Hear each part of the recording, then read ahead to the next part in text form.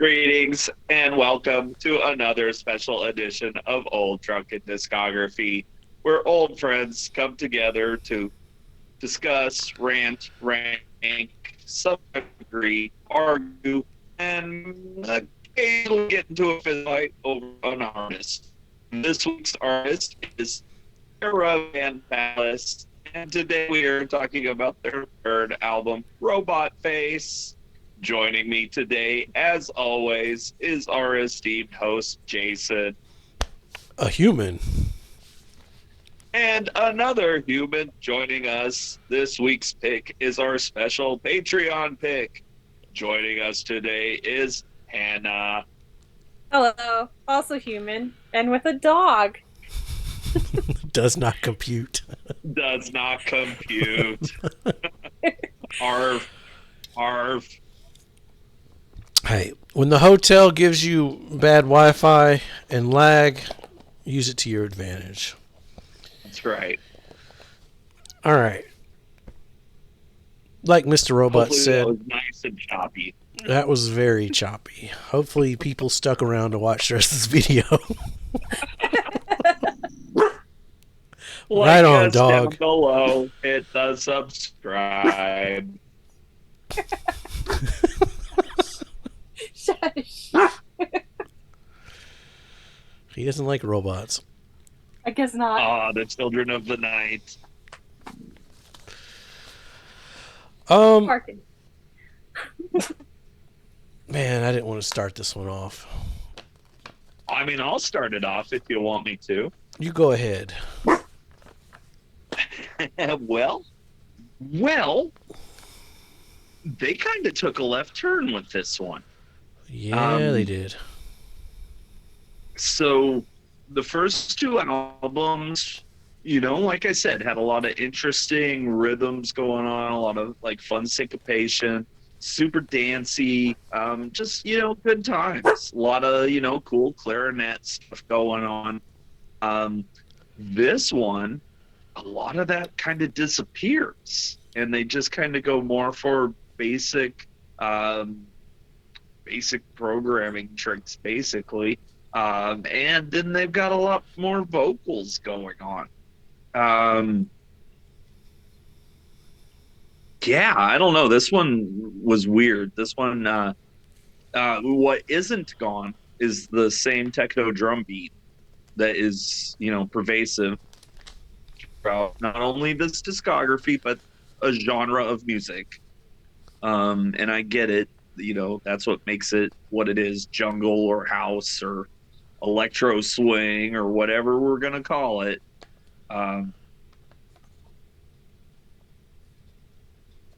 Yeah, again, the production stepped up, but this time I felt the songwriting really took a step back. And I'm looking at these songs and I'm looking at my notes, and none of these really stood out to me. This was a very much in the background album, and I was trying to pay attention.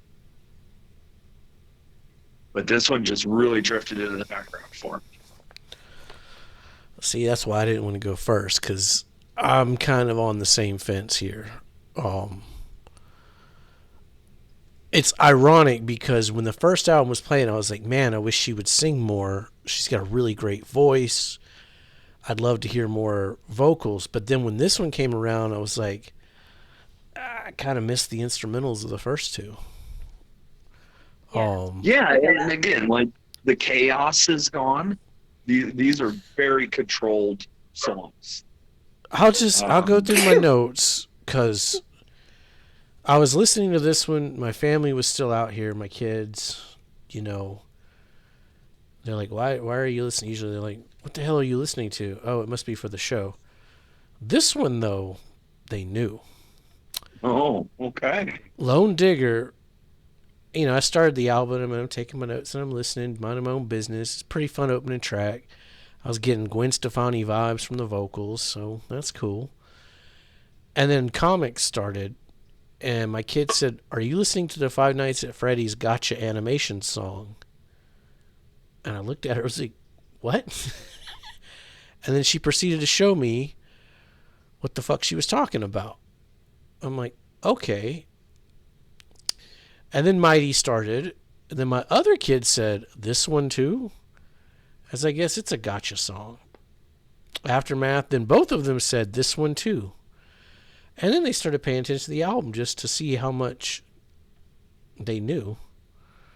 And then they proceeded to sing along with Wonderland because they knew that one as well. Okay. This is all from a video game, like an animation drawing game. I guess this album was used a lot for the kids to put that gotcha club stuff together. I don't know. Tattoos, I wasn't a fan of it. So far, I am not feeling this record at all. Midnight had some sexy horns in it. And I like the changeover with the why is everybody always picking on me. That was fun. Russian was fun. Wanda felt like this album is more electronic than the previous ones. There was a cool piano part, but like Tim kind of already touched on it. Like it's very electronic. Human Leather Shoes, I welcomed it. It was the simplistic nature of it. This felt like a welcome return to the previous records. And Lay Down just kind of happened. A Black Betty cover played on Spotify right after, and that was fucking cool as shit. So, but I was not feeling this record at all. I felt it was more repetitive and electronic compared to the previous two albums. Like this was because Hannah told me before, she's like, there's one album that doesn't sound like the rest of them. And after I heard this one, I was like, it's got to be this one. And then she named a different one. I was like, oh, okay. That's weird. Because for me, this one was like so different compared to the first two that I don't know. This one is different. This is moving in the direction of the difference, but the one after this one is very different. Yeah, this is, you can hear, this is where the transition is happening to the newer stuff. From the first two albums to like the last two albums. This is the transition. Oh, you can 100%. hear it happening. Yeah. So, I don't think this one is that much different. I mean, it is different than the first two, but it's not like as different as the fourth one is. So we'll get into the fourth one. Okay. Yes, we will. All right. So I mentioned before, like the other albums, they kind of feel like they have like a theme or like a story they're trying to tell. And this one, it was very apparent to me. It was like when they're trying to tell the story, I feel like they kind of cleaned it up. And they made it real obvious. This album, to me, sounds like every song in it is telling the story of a woman who's like a prostitute or at least works in the sex industry. Some kind of, you doing illicit activities. This whole album is about this woman. Like late night French, nighttime, street walking. Yeah, vibes. like like it's well, like and the I'm going nightclub. there She works. another album. Yeah, she works in like a club. She's doing these things, and this whole like song is kind of like encompassing like a whole night for her, maybe. But on that, they do mention there are kind of like recurring characters in a lot of songs and stuff. And I know the lead singer. Okay, so her name is Zoe Colotis. Is her stage name. It's not her real name; it's her stage name, and she has like a persona on stage. And all the members of the band have really private personal lives. And so they have like stage personas, the stage names and stuff. And I feel like this, I don't know, prostitute, I guess, that this album is about is like her stage persona. If that makes sense. Okay, yeah. That's what I'm getting from it. So it going makes into sense, it, yeah. Lone Digger's probably their most popular song. Really? Yeah, it's like their number one most played on Spotify. It's everywhere. I like 400 million views on YouTube. I like Lone Digger. It's a really popular song, and I don't know. It's like, you know, like a gold digger, but she's like doing it on her own. She ain't finding a man. She's doing this on her own. She's making her own money. She's a lone digger. Yeah, and comics. I love comics. There's that whole part where the sample where it's just like murder. I love that so much. It's Five Nights at Freddy's, man. I'm telling you. I love it. Mighty, I think there's even more sampling and electronic stuff in this, obviously, in this album than they've always used samples, but like I feel like there's a whole lot more in this one. And I don't know, this whole song just felt like cut and paste, just little bits and pieces of different things, and I like that. Aftermath was really whimsical, kind of a jazz beat, but it's really light and silly and just lighthearted. Wonderland, this one's one of my favorite songs. I love Wonderland. It's like big crime boss vibes. I think Wonderland is probably the name of the club where the character lives at or works at. You know, like Wonderland's her club, and I don't know. I like this one a lot. Tattoos was real fun, and it was just like kind of a fun song about rejecting societal norms. Yeah, I got tattoos and people don't like them, but I like them. Kind of thing. I don't know. Midnight was definitely had a late night sound to it. You know, like a lot of songs that are about nighttime or whatever, just had that same kind of, I don't know. To me, it was like if you're walking home drunk late at night and you hear like little snippets of like laughter or music playing from people's houses as you're walking down the street, was kind of like what the song sounded like to me. Especially because you hear like those yeah, horns, and like, it's all really real. Yeah, and then like you said, the little like everybody picking on me, like it was like you're walking by a house, you hear somebody say that from their porch or something. I don't know. That was like the vibe I got. Like, you know, if you ever walk late at night somewhere and you're like drunk and you hear the sounds around you. Russian was very house. It was house music. Kind of pulling away from the jazz that I like, the swing jazz, and more just like the house. Wanda, pretty good. I like the sampling in this one as well. Definitely at this point, this album is so much more lyrical than the previous ones. Human Leather Shoes for Crocodile Dandies. It's like, I don't know what I'm feeling like. It's more pop house kind of sounding as well, but I just kind of like the whole like reference to being scolded for partying too much and being like whatever. And then the last song, Lay Down, I really like this one.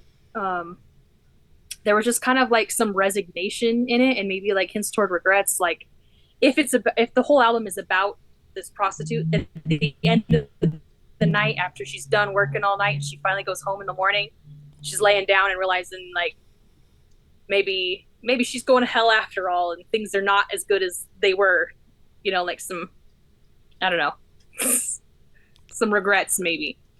So overall, if the album, my interpretation of it is about a woman who's working the nightlife, and the whole album is kind of like her going through the night, and Midnight would be like the end of the night when she leaves the club, and then the last few songs are like her going home and like things that are happening on the way home, and then Lay Down is like the morning when she's going to bed and like thinking about everything and just kind of reassessing life in general. That was my kind of take on the whole thing. Okay. And yeah. Okay. I didn't get any of that, but again, go back and watch our first video, our history. Hannah's been listening to this band for, 12, 10 like, years, 15 years? Yeah, a long time. Whereas Since Tim and I had 2011. like a week to listen to it. So take our point of view with a grain of salt. Listen to Hannah. Throw it in the garbage. Listen to Hannah. No, I mean, fresh ears is always a good thing too. Yeah, I mean, to me, Human Leather was probably my favorite. That was my highlight, and I like Lone Digger. I'd like that. Yeah, you and everyone else likes Lone Digger, so. I mean, top songs we only get 5, so I don't know if it's gonna make it to that. But if somebody steals some shit, I may have to use it. All right, it's a good backup. It's a good backup song. I don't know why I keep clicking that. All right, Tim, it's your turn to guess. Oh my goodness. Okay. Well, I think Jason's gonna have it third. That would be correct. I think Tim's gonna have it third. That would be incorrect. No. And I think Hannah's gonna have it second. Actually, it's gonna be third for me too. Oh wow. Oh, Okay. wow. Okay. And here's the thing: is I feel like these three albums are almost a three-way tie for first for me. So it was really hard to order them. Sure. Yeah. I can see that. Okay. So I want to say I like all three of them pretty much equally the same. Oh, But I had no. to put them in an Will order. tell So all. here we go. I don't know This what is the I order don't know what a hot take is with this band, but I'm pretty sure the next one's going to be a hot take. probably. I think we're going to have some I don't know. hot takes. When I first made my order to see which order I wanted these albums in, I did have Robot Face at first, and then it was like, no, and then moved it to third. So Okay. Interesting. That gives us spoilers for my next guess. Well, I don't have to guess yet. Hannah has to guess. right. All right, stick around. Up next is Chronologic, Chronologic. and then Gangbusters and our color code. If you would like to choose an artist and be on the show, you ain't even got to be on the show. You can just choose an artist and we'll do it. You just give us your rankings ahead of time, and you can do that as well. Or if you want to have fun and come get drunk with us and be on the show, that's open too. We have a Patreon, links down below. We have a Discord, a Facebook. We don't have a MySpace yet. We're waiting on Bill. He's out fighting crime right now. That's why he's not here tonight. Yeah. He's like, I heard he's prowling the parks. he saw Rancid live and got inspired by that song, with Wolverine. I can't remember the name of it now. Round in the roustabouts or whatever. Yeah. Yeah. It's got to go be a vigilante. Yeah. Yeah. I had a dream I was a vigilante. I can't remember how the name of it, but whatever. We'll get to Rancid eventually on the show. Be safe and make good decisions.